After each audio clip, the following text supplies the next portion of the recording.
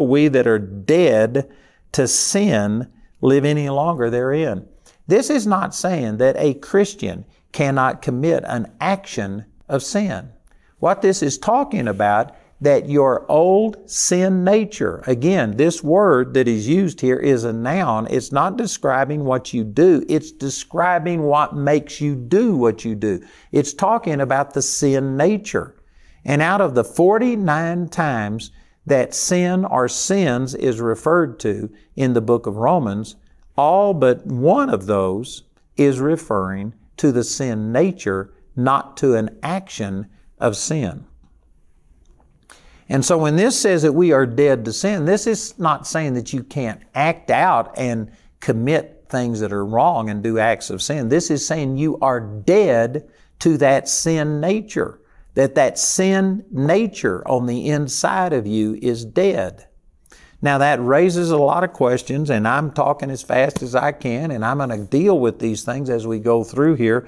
I haven't got time. I can't say them all right now, but I know that some people have had this so ingrained into them that you do have a sin nature that you just immediately don't receive this, and you're thinking this is heresy. I'm going to go through and show you. It makes it clear, and it says it over and over and over in this chapter, that your old man is dead, and he does not resurrect every morning.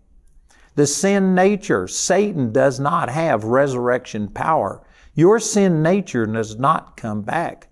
So, I'm going to explain this in more detail, but right now in verse 2, it says, God forbid, the number one reason you do not live in sin as a Christian is because you don't have that sin nature. You are dead to sin. That sin nature died. And the part that compelled you to live in sin is gone. Again, I know that most people's objection to the things I'm saying is not biblical. If you were to read the rest of chapter 6, it just says this, that in the same way that Christ died once, we only die once, and now we just have to reckon ourselves dead unto sin. It just makes this abundantly clear. But most people's objection to what I'm saying isn't biblical or theological, it's practical.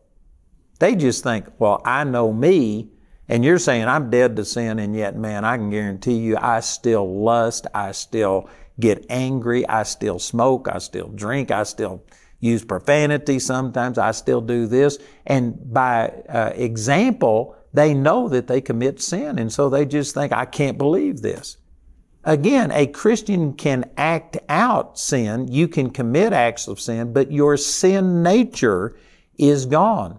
And as these verses go on to say, if you fully understand that and get a revelation of what that means, then it will break the dominion of sin. You will sin less and less and less. I don't know that any of us are ever going to be perfect in our actions until we go to be with the Lord, because we have flesh and we live in a fallen world, and Satan just knows how to push your hot buttons, and we're going to constantly fail. Did you know sin is not only when you break one of the 10 commandments or one of the commands that are given to us, but Romans 14:23 says, whatsoever is not of faith is sin. So anytime you aren't in faith, if you ever get into fear,